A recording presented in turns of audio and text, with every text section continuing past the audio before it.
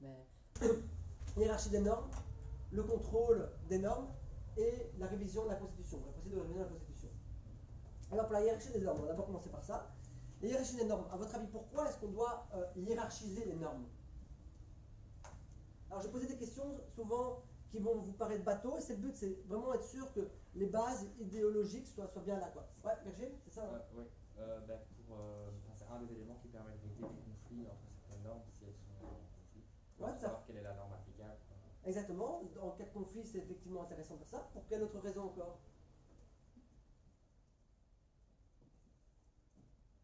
Pour quelle autre raison oui, effectivement, c'est des conflits, mais est-ce que ça répond à des idéaux qui datent par exemple des Lumières ou une organisation de pouvoir? Pourquoi est-ce qu'on décide de faire une hiérarchie?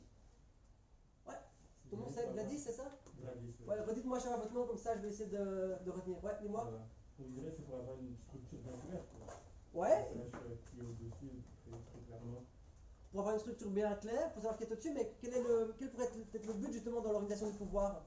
La sécurité juridique. Attends. Levez la main. Ouais. Ne pas confondre, enfin ne pas. Ouais. Parce que c'est une idée de principe. Ouais.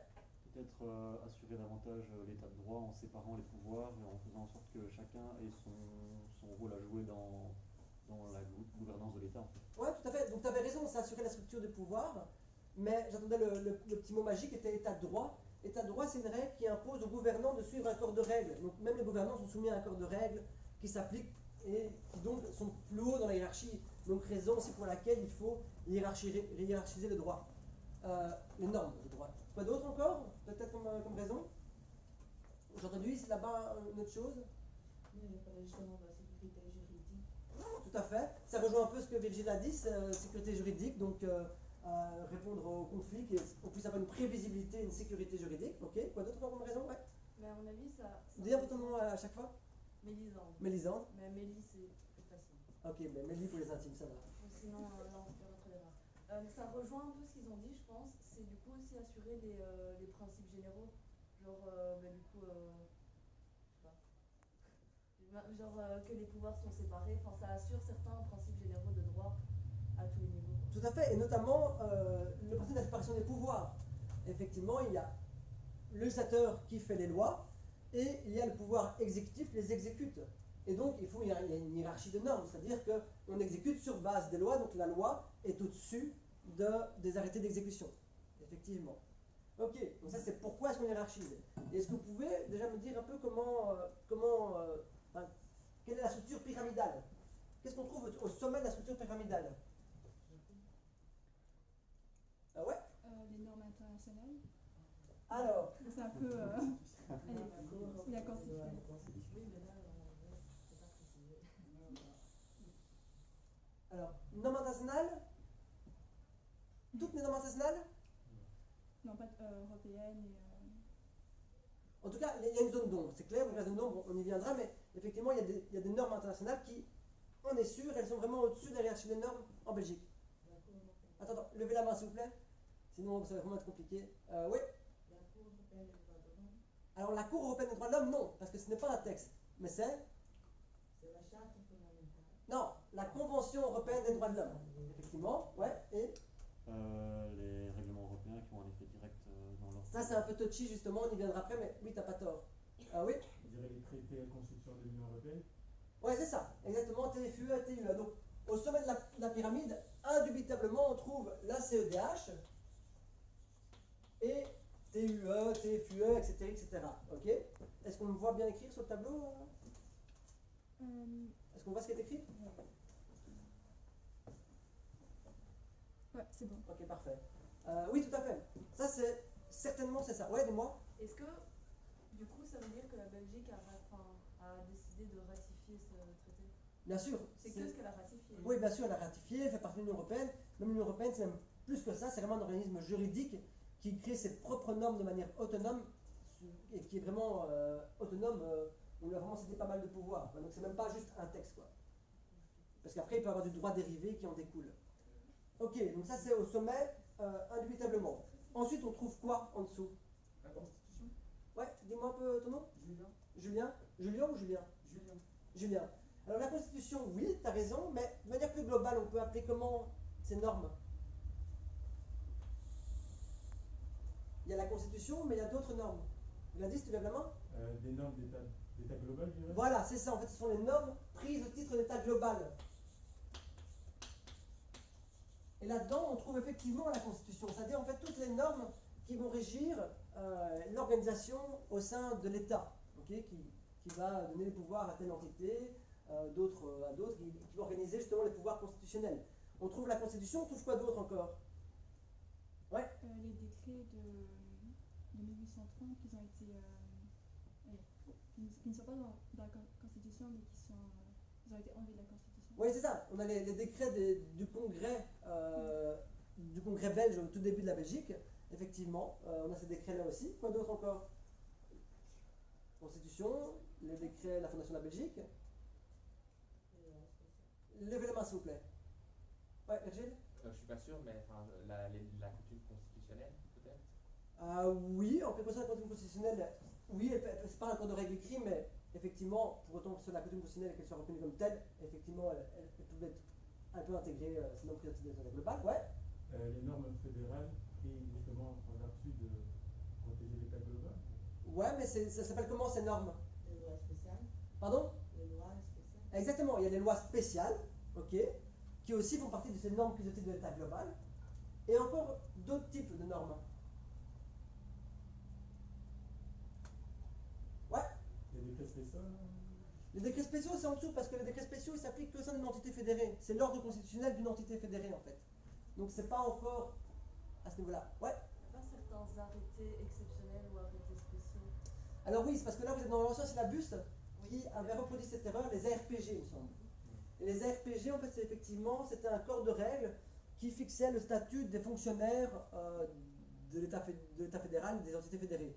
Mais avec la 6e réforme de l'État, en fait, ces ARPG sont réglés maintenant au niveau de chaque entité fédérée et l'État fédéral. Chacun règle son corps de fonctionnaires.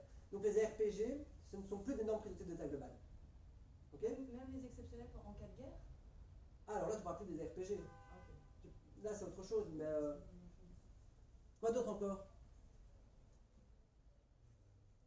Ouais. Je suis pas sûr du tout, hein, mais est-ce que les arrêts de la Cour constitutionnelle font partie de cet ensemble de normes d'état global? Non, ce n'est pas une norme juridique en tant que telle, ça permet d'interpréter, ça donne des guidelines, ça a un effet juridique effectivement, mais on ne parle pas de normes juridiques avec les normes de la Cour constitutionnelle. Et encore une dernière norme qui fait partie du titre d'état global, enfin qui peut être prise au titre d'état global. On a la Constitution, les lois spéciales, et on a aussi les lois ordinaires prises au titre d'état global. C'est-à-dire que pour les lois spéciales, vous le savez certainement, il faut une majorité des 2/3 et une majorité dans chaque groupe linguistique. Ok? Et il y a des lois qui ne répondent pas à ce critère procédural, ce sont des lois en fait normales, mais qui règlent quand même l'organisation au sein de l'État. Par exemple, la communauté germanophone, elle est régie à partir d'une loi de 1983, et qui donc ne répond pas à ces critères procéduraux. Mais pourtant, c'est quand même une norme prise au titre de l'État global. Okay? Il y a aussi une loi sur l'emploi des langues, qui s'applique à tous les niveaux de pouvoir, qui gère l'organisation de l'emploi des langues, mais ce n'est pas une loi spéciale. Donc, en gros, on retrouve vraiment la Constitution, les lois spéciales et les lois ordinaires prises au titre de l'État global. Ok? Ensuite, on trouve quoi en dessous de ça? Ouais, tu voulais essayer? PC Asus? T'as levé la main ou pas? Moi? Ouais. Ah non, pas du tout. Ah ok, sorry. Oui, ton prénom? Maxime. Maxime, vas-y. Les lois ordinaires, tout simplement. Encore au-dessus. S'il vous plaît, levez la main. Sinon, vraiment, ça va être le bordel et on va mal entendre ici si tout le monde parle en même temps. Ouais. Les règlements? Non, les règlements, c'est... Encore après. Ouais, c'est clairement après, c'est pouvoir exécutif, les règlements. Là, on est encore dans l'organisation de l'État. Ouais. Et décrets et ordonnances spéciales.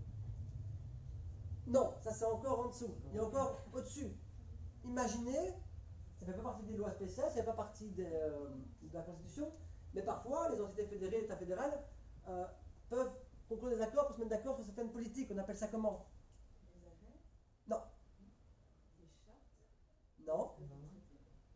Les accords de coopération. Voilà. Les accords de coopération et les décrets conjoints.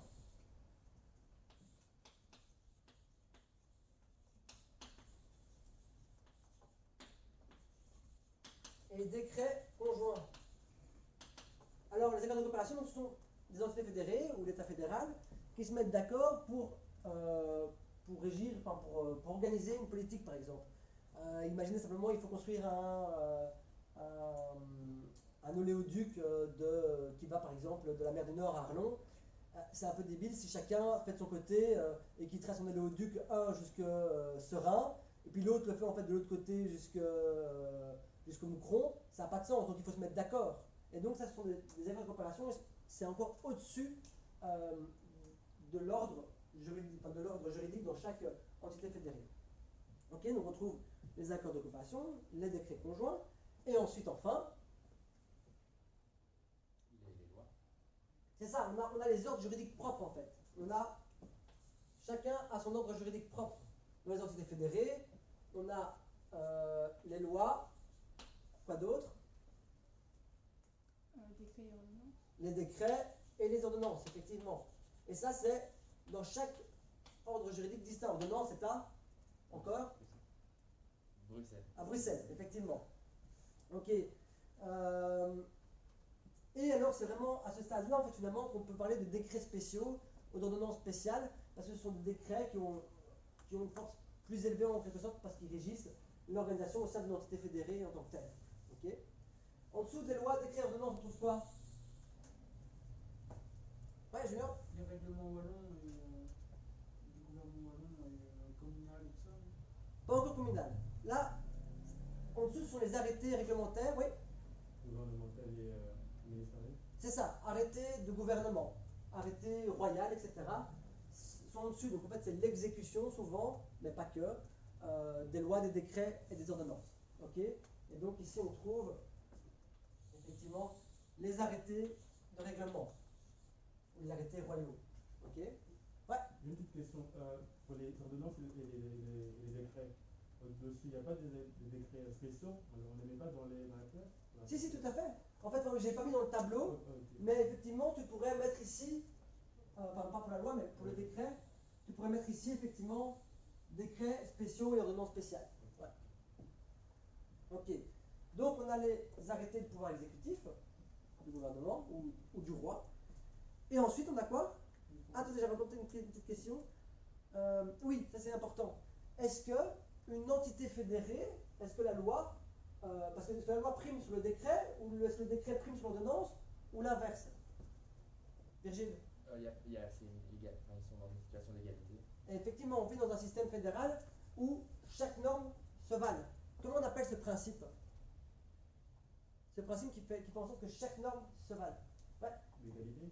Non. Enfin, chaque norme, entendez-moi, hein, c'est chaque norme législative se vale. C'est un nom, ce principe. Ouais. C'est pas le principe de participation? Non, le principe de participation, c'est, par exemple, il est réalisé au Sénat, c'est faire en sorte qu'il y ait un lieu où chaque entité fédérée et État fédéral peuvent participer à certaines matières. Mais ça n'implique pas l'égalité du décret, de la loi et de l'ordonnance. Ce principe s'appelle le principe d'équipolence des normes. Principe d'équipolence des normes. Qui vient du grec, et qui veut dire égaux, épolance, je ne sais pas ce que ça veut dire, mais peut-être pouvoir. Oui, je crois. Voilà, tu as fait grec? Un an. Ah non, ben voilà, peut-être pouvoir, mais en tout cas, voilà ce que ça veut dire. Ok, et ensuite, on retrouve quoi? Les règlements provinciaux. Les Règlements provinciaux. Excusez, les règlements, c'est les règlements provinciaux, Ouais, effectivement. provinciaux. Les règlements provinciaux, en fait, on a tout ce qui concerne les pouvoirs subordonnés. Donc les communes et les provinces. Et les communes et les provinces, en fait, elles dépendent des régions. Donc soit du décret wallon, décret flamand, soit d'une ordonnance bruxelloise. Okay. Et en fait, pourquoi on dit que c'est des pouvoirs subordonnés? Parce qu'ils n'ont pas de réel pouvoir autonome. En fait, ils ont ce qu'on appelle, ils dépendent de la tutelle. Quand ils prennent des mesures, des arrêtés au niveau communal ou au niveau provincial, ces arrêtés peuvent être annulés par le pouvoir de tutelle, qui est la région. C'est pour ça que ça dépend en fait des régions. Et donc c'est encore en dessous des régions.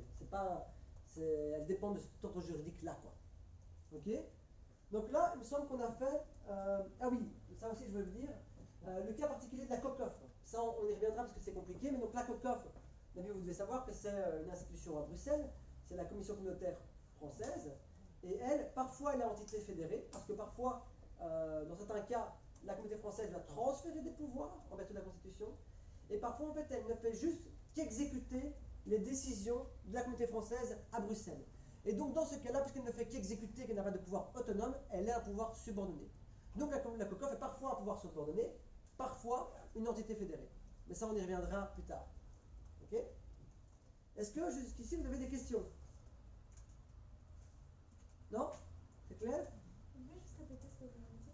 La COCOF? Oui, donc la COCOF, c'est un organe bruxellois, la Commission communautaire française, et en fait, son homologue, c'est la VGC, la Vlaams-Gemeenschap à Bruxelles.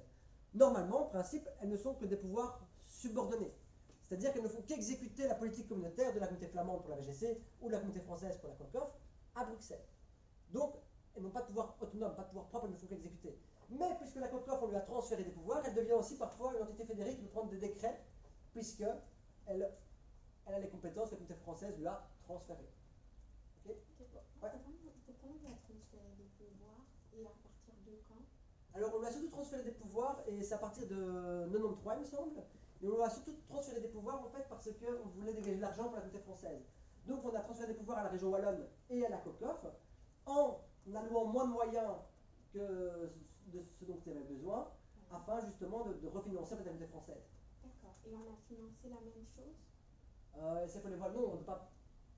J'imagine que les besoins ne sont pas les mêmes, et donc il faudrait aller checker, mais je ne pense pas qu'on ait financé la même chose, mais effectivement, on a fait en sorte que la manne financière soit inférieure à ce que les besoins de base couvraient pour que la communauté française puisse se refinancer.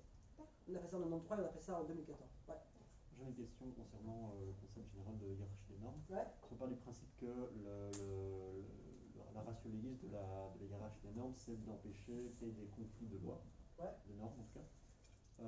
Comment ça se fait qu'on a alors des lois qui sont prises dans l'optique des normes d'un État global et des lois qui sont inférieures à ces lois qui sont entre guillemets constitutionnelles? Comment Oui. est-ce qu'il n'y a pas un conflit entre ces deux lois? Ah, c'est une très bonne question, et il faut effectivement à chaque fois réfléchir à quelle est la ratio legis et essayer de comprendre pourquoi du coup on a ça. Et effectivement, c'est vrai que c'est assez bizarre qu'on ait des lois qui d'une part s'appliquent à l'État fédéral parce que c'est les compétences de l'État fédéral, mais qu'on ait des lois ordinaires prises au titre de l'État global qui régissent toute l'organisation. Pourquoi? Je pense qu'a priori ce sont des vieilles lois, ou si on devait le refaire maintenant on ferait des lois spéciales, mais ce sont des vieilles lois qui en fait ont cette fonction-là. Et justement, on regarde en fonction de la ratio legis, cette loi-là n'a pas pour fonction. Est-ce qu'elle applique juste une compétence de l'État fédéral, comme par exemple la justice, ou est-ce qu'elle régit? Et donc, si elle régit effectivement une situation organisationnelle au sein de l'État belge entre les différents nouveaux pouvoirs et les différentes entités fédérées, alors là, on dit effectivement, au regard de sa ratio legis, c'est une loi ordinaire prise au titre de l'État global. D'accord. Okay. Donc c'est implicite entre guillemets. Ouais. Enfin, il y a une part d'implicite dans. Oui, dans le législateur ne dit pas au début, voilà, je vais prendre une loi ordinaire à titre d'État global, on remarque qu'elle l'est. Mais D'accord. alors là, c'est bien, on a fait plus ou moins tout ce qui était clair. Mais il y a effectivement une zone d'ombre qui a plus ou moins été effleurée. Est-ce que vous voyez cette zone d'ombre? Par rapport à la supériorité des lois internationales sur la Constitution? Alors, la supériorité des normes internationales, pas toutes les normes internationales. Oui. Parce qu'il y a des normes internationales qui ont juste en fait des effets entre États, qui ne concernent pas les citoyens. Par exemple, un traité de paix, c'est entre des États, il n'y a aucun citoyen qui peut dire « Ah, je vais me prévaloir de ce droit-là pour invoquer ceci ou cela ». Ça ne vaut qu'entre États. Par contre, il y a des normes internationales où c'est plus compliqué. C'est quelle norme internationale? Ouais, Mélie? Celle des droits de l'homme? Non, enfin, oui, tu as raison, mais plus largement, Celles qui ont un effet direct. voilà, les normes internationales qui ont un effet direct. Et quelle est la question qu'on se pose avec ces normes internationales qui ont un effet direct? Est-ce qu'on se demande si elle est au-dessus de l'arrêté ou si elle est en dessous de la loi? Quelle est la question qu'on se pose? Ouais. Est-ce qu'elles doivent prévaloir sur les droits que fournisse la Constitution? C'est ça. La question, c'est est-ce que les normes internationales qui ont des effets directs, est-ce que ces normes sont au-dessus ou en dessous de la Constitution? Donc, est-ce qu'elles sont ici ou plutôt ici? Ok? Ouais, c'est une question, Mélissa? Oui, juste une question. Par rapport aux droits de l'homme, si par exemple la Belgique ne veut pas ratifier des règles par rapport à ça, est-ce qu'on doit quand même, est-ce qu'on peut quand même nous les imposer? Parce que ces droits de l'homme, j'ai l'impression qu'on n'a pas trop le choix. Je sais pas si je me fais comprendre. Oui, alors il y a deux conceptions du droit. Il y a une conception qui est dite juste naturaliste, qui veut dire en fait que les droits de l'homme, on les a à la naissance. Et puis il y a une conception positiviste qui dit en fait, ben non, le droit il n'a une application finalement que quand le droit le reconnaît en fait. Moi je suis plutôt positiviste parce que je pense que en fait, c'est un rapport de force qui doit déboucher sur des lois. Parce que s'il n'y a pas de juridicité, c'est bien beau de dire ok les lois elles apparaissent à la naissance, mais si finalement tu ne sais pas sanctionner ça de manière positive, finalement cette loi-là naturelle elle n'existe pas. Donc pour qu'une norme internationale qui octroie des droits de l'homme soit applicable en Belgique, il faut qu'on lui ait justement donné ces effets, donc qu'elle soit ratifiée. Si elle n'est pas ratifiée, vraiment ça ne s'applique pas. On ne peut jamais nous imposer quelque chose qu'on n'a pas ratifié à aucun niveau? Non. C'est des États souverains. Ça, c'est des nations qui apparaissent au XVIe siècle, qui deviennent des nations souveraines, et elles font ce qu'elles veulent faire. Alors oui, en droit international, il y a certains moyens pour attaquer, faire la guerre à certains États selon certaines conditions, mais il faut passer par le Conseil des Nations Unies, donc le Conseil de sécurité des Nations Unies, donc c'est particulier, quoi. Ok? Ok. Alors, que dit l'Union Européenne? Est-ce que l'Union Européenne dit que les normes de droit international qui ont un effet direct sont au-dessus de la Constitution ou sont en dessous? Elle dit quoi l'Union Européenne? La CJUE? Ouais. Elle dit que les normes européennes sont au-dessus de la Constitution. Oui, c'est quoi votre prénom? Sarah. Sarah.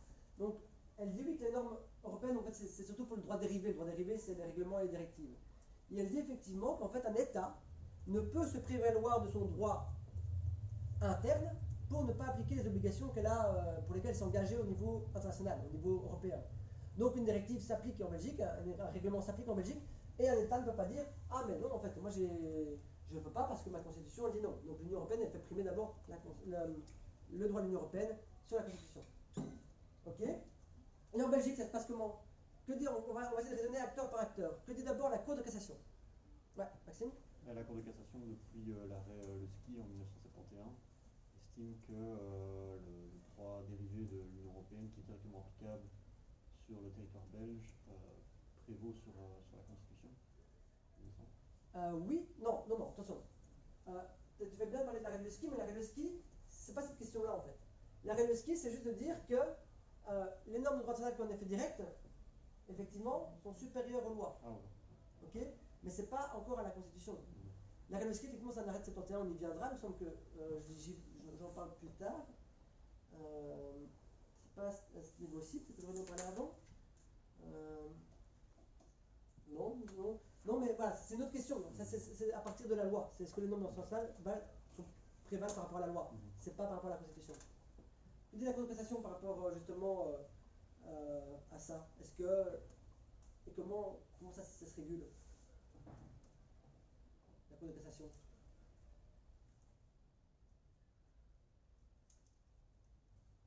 Alors au début, dans un arrêt de 2004, elle a d'abord rendu en arrêt en disant que, en fait, comment s'opère le contrôle de constitutionnalité? Parce que c'est bien beau de dire que la Constitution est devant ou derrière les normes internationales, mais en fait, il faut que ça ait un impact pratique. Alors, il faut un contrôle de constitutionnalité. C'est quoi ce contrôle de constitutionnalité? Ouais. Par des questions préjudicielles. Voilà, par des questions préjudicielles ou par un arrêt en annulation, mais par la Cour constitutionnelle. Et donc, dans un arrêt 2004, qui dit la Cour de cassation, elle dit qu'un tribunal ou une cour ne doit pas poser de questions préjudicielles à la Cour constitutionnelle si la Constitution ne prévoit pas de mesures supplémentaires par rapport au texte des droits internationaux. Donc ça veut dire en gros que si il y a la même obligation au niveau international et qu'elle entre, et même obligation au niveau international et au niveau constitutionnel, il ne faut pas poser de questions à la Cour constitutionnelle. Donc elle fait implicitement prévaloir le droit international. Mais là, le législateur spécial a réagi. Et il a dit que même si ça ne pose pas d'obligation supplémentaire dans la Constitution, il faut poser la question à la Cour constitutionnelle. Donc, ça dit qu'il y a un contrôle de constitutionnalité. Et donc, qu'il faut remettre les deux en balance et que c'est pas, on ne peut pas simplement dire, voilà, le droit international s'applique et pas la Constitution. Ouais. Il a un nom, cet arrêt de 2004? Non, en fait, les arrêts de la Cour de cassation n'ont pas de nom. C'est l'arrêt du 9 et 16 novembre 2004. Ok? Et pourquoi vous avez dit législateur spécial? J'ai dit législateur spécial? Oui. Ah, sorry, j'ai dit ça quand? Là, ben, en Le parlant. législateur spécial est intervenu. Ah oui, oui, oui, tout à fait. Oui, parce que oui, quand je dis législateur spécial, c'est le législateur qui prend des normes, dites des lois spéciales. Ouais. Et il est intervenu, parce qu'effectivement, j'ai pas la date ici, mais il est intervenu dans le sens où il a obligé les cours et tribunaux de l'ordre judiciaire de poser des questions préjudicielles à la Cour constitutionnelle, même lorsqu'il n'y a pas d'exigence supplémentaire prévue par la Constitution. Donc, en réalité, il a intervenu en disant le juge ne peut pas décider lui-même que le droit international prime sur la Constitution, il faut qu'il pose la question à la Cour constitutionnelle. Et pourquoi il a le nom de spécial? Donc, pourquoi on dit législateur spécial? Pourquoi est-ce un nom spécial? C'est parce que il prend des lois spéciales qui requièrent une majorité des 2/3 et une majorité dans chaque groupe linguistique. Et donc, on parle du législateur spécial. Si je dis législateur, ce n'est pas le législateur spécial. Le législateur spécial, c'est celui qui prend ce type de mesures, ce type de normes. Ok? Ok, donc ça, c'est ce que dit la Cour de cassation. Le Conseil d'État, que dit-il?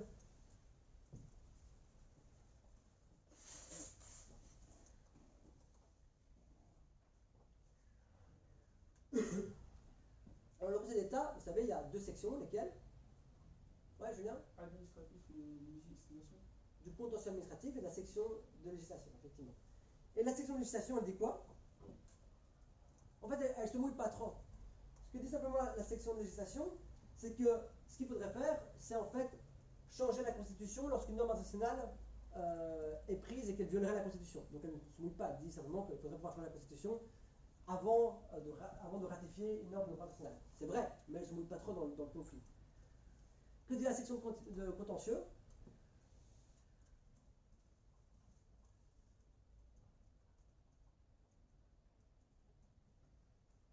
Est-ce que vous pouvez prendre votre Constitution, l'article 34 de la Constitution? La prendre ou la chercher sur votre PC, elle est facilement trouvable.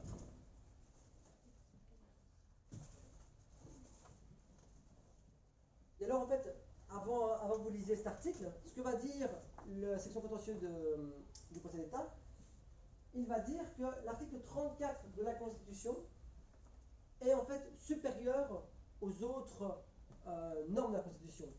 Et cet article 34, il permet justement de céder une partie de la souveraineté à des organes internationaux. Et donc, une prévalence du droit international. Est-ce que quelqu'un peut lire l'article 34? Ah, vas-y, Maxime. Donc l'exercice de pouvoir déterminé peut être attribué par un traité ou par une loi à des institutions de droit international public. Voilà. Et donc, ce que dit la section contentieuse, c'est de dire l'article 34 est une norme au-dessus des autres règles constitutionnelles, puisqu'elle permet de céder une partie de ses pouvoirs à un organe international. Et donc, le droit national, finalement, il est supérieur grâce à l'article 34. Ok? Alors, c'est un peu contradictoire parce que d'une part, tu as la section de législation qui dit que, en fait, il faut pouvoir changer la Constitution. Donc, s'il dit ça, c'est que ça induit que la Constitution est au-dessus. Par contre, la section administrative qui a plutôt tendance à dire qu'en fait, le droit national est au-dessus parce qu'il aurait une valeur supérieure à la Constitution, ce qui est assez bizarre comme raisonnement. Mais évidemment, c'est un raisonnement similaire qui va être retenu par la Cour constitutionnelle. Ok? Quel est le raisonnement de la Cour constitutionnelle? Ouais, Maxime? Elle estime que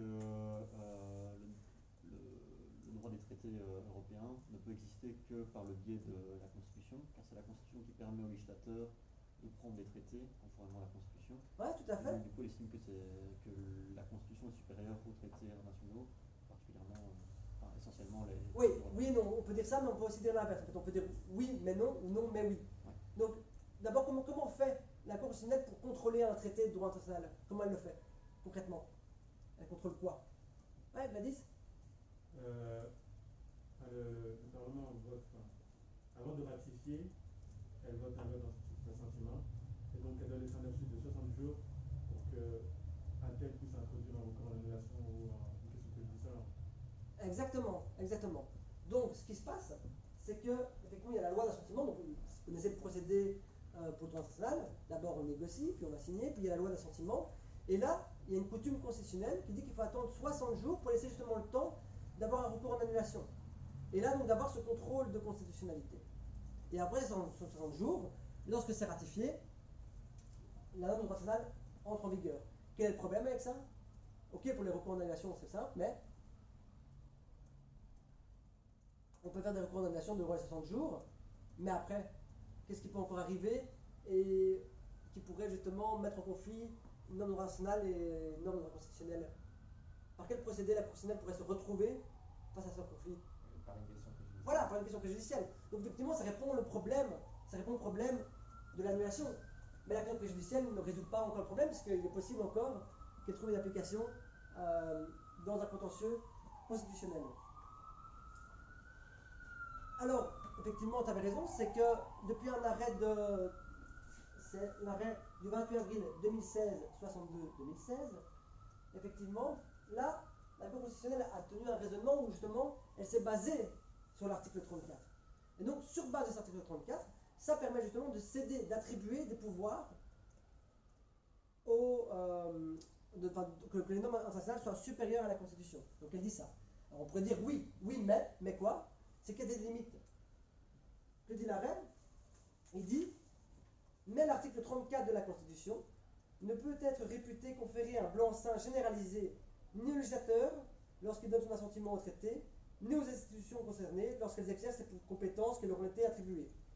L'article 34 de la Constitution n'autorise en aucun cas qu'il soit porté une atteinte discriminatoire à l'identité nationale inhérente aux structures fondamentales, politiques et constitutionnelles, ou aux valeurs fondamentales de la protection que la Constitution confère au sujet de droit.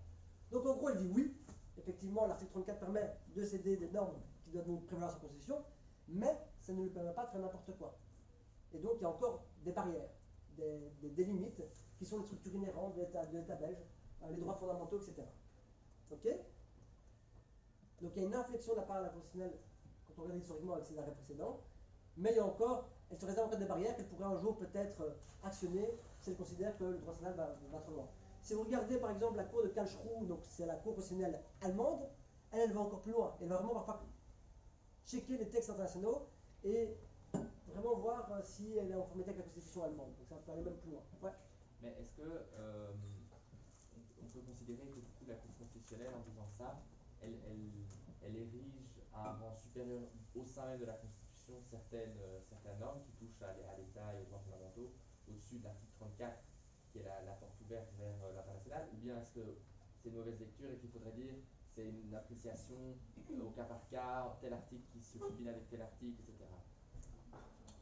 Je ne sais pas si on peut aller jusque-là, mais effectivement, en faisant ça, la Cour constitutionnelle, elle dit clairement qu'il y a des limites et que donc c'est en fait la structure, c'est l'idée même, c'est la rationalité de la Constitution en quelque sorte, c'est les droits fondamentaux. Donc oui, en quelque sorte, il y a des droits qui seraient supérieurs. Oui, c'est ce qu'elle dit en grosso modo, mais qu'elle ne dit pas qui violerait la Constitution sur un point donné. Non, elle va pas si peu loin. Elle ne dit pas simplement s'il y a une violation du droit constitutionnel, ça ne va pas. Elle dit non, il faudrait que ça touche aux structures inhérentes. Je rappelle les termes. Autorisant le regard qui soit porter une atteinte discriminatoire à l'identité nationale inhérente aux structures fondamentales, politiques et constitutionnelles. Donc oui, ça reste plus flou aussi. Elle n'érige pas certains droits comme ça au-dessus, mais on devine que c'est souvent les droits de l'homme, on devine que c'est la structure de l'État, etc. Donc certaines normes effectivement se peuvent dans la Constitution, mais ça va plus loin que de dire s'il y a une violation de la Constitution, ça ne va pas. Okay. Alors, on regarde ce qui vient d'être dit maintenant. Quelqu'un à l'heure? 55. On regarde ce qui a été dit maintenant. Quel est le... Comment on pourrait finalement... Donc finalement, oui, on considère effectivement que les normes de droit national qui ont un effet direct sont là, oui, mais avec l'accent dont je vous ai parlé. Alors, qu'est-ce qu'on pourrait faire justement pour éviter ce problème? Où on pourrait être sûr qu'il n'y ait jamais de conflit entre la Constitution et les normes de droit social? Ouais, Virgile? Ben, c'est ce que vous proposez, enfin, c'est ce que la section législation proposait, c'est de modifier la Constitution avant de ratifier, enfin avant d'adopter un règlement, enfin un texte de droit international. C'est ça, le plus simple en fait serait quand on prend une norme de droit national qui violerait une disposition de la Constitution, c'est de modifier la Constitution. Mais quel est le problème de la procédure de révision de la Constitution? Ouais. Pardon? C'est hyper long et c'est lourd. Donc, en fait, ça se fait en plusieurs temps. Ok? Donc, on va voir la procédure de révision de la Constitution. Au seconde partie, là, on fait une petite pause. Ok?